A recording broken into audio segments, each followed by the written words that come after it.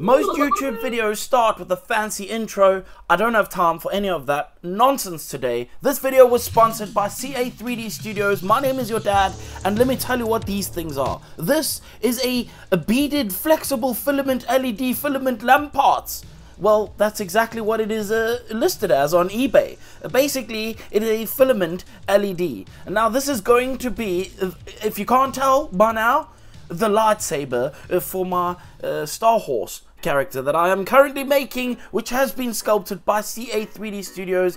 Technically, this was a last month's release, but it doesn't mean that they don't make releases every single month that are amazing, and you should check them out in the description, because of course, if you want to 3D print an awesome model, then that's where you will find the information for this particular one. And now, as you can tell in the video, what I am actually doing is preparing this filament LED filament bulb to go inside of the lightsabers that I have printed in clear resin and also printed in a hollow fashion. I soldered on a very thin wire, which is quite a straight wire, which helps me to keep them straight when I push it inside. It's not really the best. Genuinely, this was the worst way of doing the sabers, and I've figured out a better way since, but for now, because we're on a time crunch and this has already happened, this is how it's going to be. What you also may notice is that I cut out quite a bit of the key and I drilled a lot of holes. This is because I need space. If you're going to put wires in things, you need space, and trust me, these tiny little drain holes are not good enough. So I just cut off quite a bit of the keys, but don't get me wrong, I still managed to get some space to put some magnets in things. And my figuring out for this was that if I put the battery inside of his torso, that meant I can make the entire model dismantleable, and that way I can put the battery in the torso and not have to worry about cables going all the way down into the base. And now, as you can see, these things seem to work pretty fantastically, even if I do have to say so myself. However, don't be fooled, because this was not the best way of doing it, but it is a way of doing it. There is another filament bulb that you can get that is apparently inside of a thing. There is a whole YouTube tutorial somewhere on YouTube about it. If you're really interested, you could find out, but this is a way of doing it if you can't find that. Also, I used a clear gloss coat over the top of that transparent, because that will help it look transparent and shiny and like a lightsaber, I think.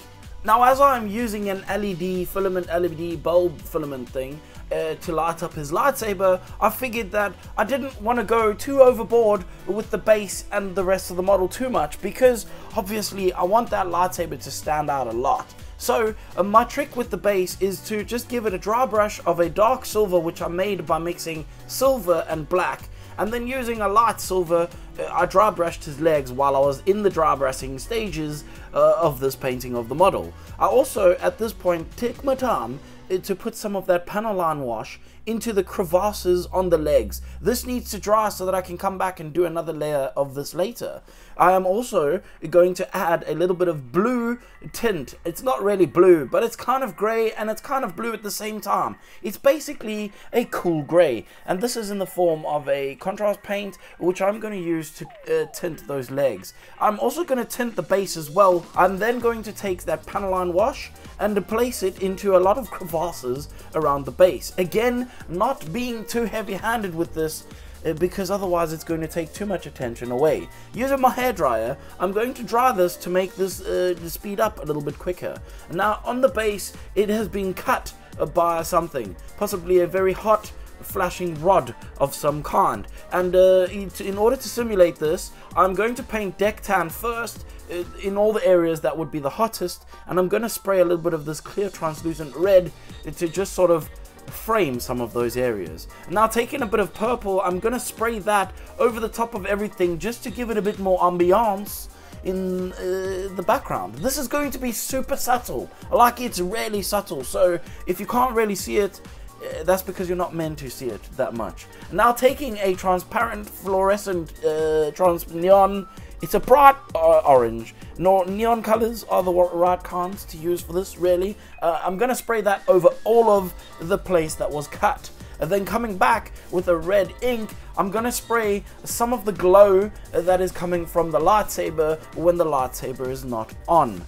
I am also going to be painting some of that around the edges of the cut, and as you can tell, I have edge highlighted with a bit of deck tan. I forgot to record that part, but don't shout at me, please. Thank you. And now I'm going to add some more of the glow from the lightsaber when it's not on. I know that sounds confusing, but what I mean is that there is not going to be a battery in this model all of its life. So when the lightsabers aren't on, they're going to look red, and there is going to look like a glow is coming from them anyway. Now, taking some white ink, I'm going to spray that very carefully into some areas. It's hard to explain this, really. It's just kind of the center of the heat, where it's the hottest on this part, or the brightest. And this I'm going to come back again with some yellows, this time to differentiate a little bit from the heat in the center and the just warmth of the glowing on the outside.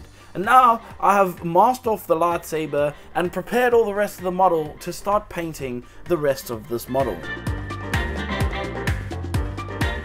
Now, this Star Horse character is the Maul from the Clone Wars saga, and that obviously means that the Darth part was very much attached to his legs, and once he lost them, he no longer was called a Darth Maul and is now just Maul. So before you argue with me about the color of his outfit, perhaps you need to check out the Clone Wars. I have personally no idea about any of this stuff.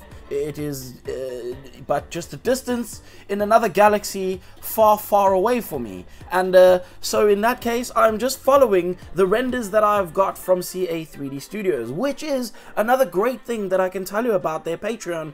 You will receive a bunch of renders. This is super helpful for when you want to paint your models. If you have something to follow, it makes it so much easier for you to just kind of copy the colors that you see on the renders. You may have noticed while I was speaking all that garb that I had painted a zenithal highlight of white ink over the top of the head, and then I painted that red. That is because that is setting me up for later. I'm not gonna lie, those tattoos on his face, or whatever the heck they are gonna be a nightmare. So I'm preparing myself as best as I can for them. And now that I've got all the brown on the suit is to a position that I'm happy with, I'm gonna come back in and paint all the rest of the... I don't know what the thing is that goes over the front, but that weird black thing needs to go black, because it is a black thing that needs to be painted black. And so I did that. After I'd done that, I also used a little bit of dark silver to paint his wand, and also used that same silver to paint the little straps and buckles that go around his arms and also around of his torso. Once I had painted them and the paint was dry enough though, I came back with this Panaline wash and I painted that over specifically the belt section and some on his hands as well. This doesn't change the black a lot, but it definitely helps differentiate between the two textures, at least in person. In camera, I'm not so sure it does, but maybe it does, I don't really know.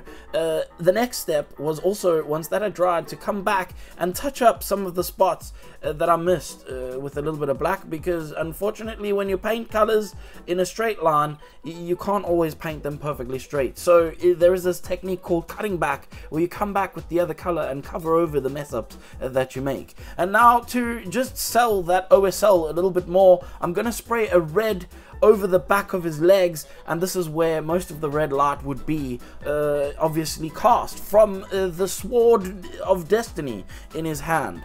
The next step will be adding the little red dots, and to put red on anything you need to make sure you put white down first, and in my case I use deck tan, which is kind of white but it's not white, but it's a good color for putting down before you put red.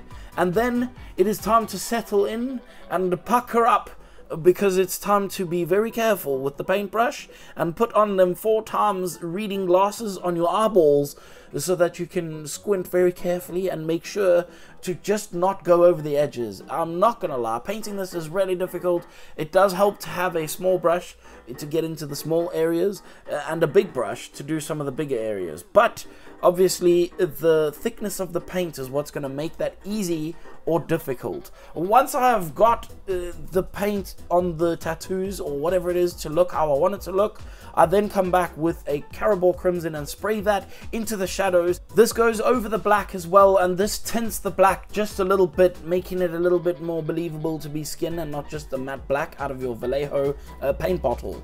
The next step is to put deck tan on his eyeballs and also across his teeth. I'm going to tell you the honest truth, I painted each individual top tooth, and the bottom teeth sod that, I just painted them solid and then used the wash in between the crevasses. Then also painting his lovely horns with the nice deck tan, and then using this skeleton horde, which is a citadel paint, contrasty paint, to make sure that they weren't just completely white and they had a bit of the yellow tinge to them. I then came to paint his eyes, and this is where I made a severe mistake, and I don't even care at this point because it's way too late now anyway. I painted brown, then yellow. It should have been red, then yellow, and then black for the pupils, and called this model done.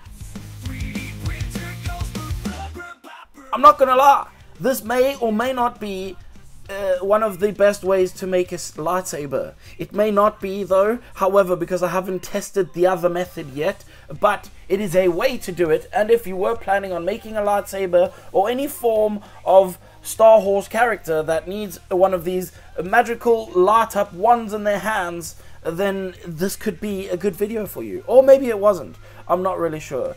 Either way, make sure to wash your hands when you are done with the thing you are doing, and say hello to your mum for me. Now, we are at the part of the video where I need to say a very special thank you to my Patreons, because without the Patreons, I genuinely don't think I would be able to keep the lights blinding my eyeballs and keep making videos every single week. So to those guys, thank you so much for supporting me. If you are interested in extra content, behind the scenes, work in progress pictures, and whatever else comes along when it comes along, then the Patreon is a place for you. Go check out my Patreon. Also, speaking of Patreons, you also should check out the Patreon of CA3D Studios, who is the ones that sponsored this video, and I want to obviously say thank you to them for constantly supporting the channel. Now, it is the best part of the video, actually. This is the part I tell you, if you didn't like anything you saw, I literally don't care, and you can kindly f*** off.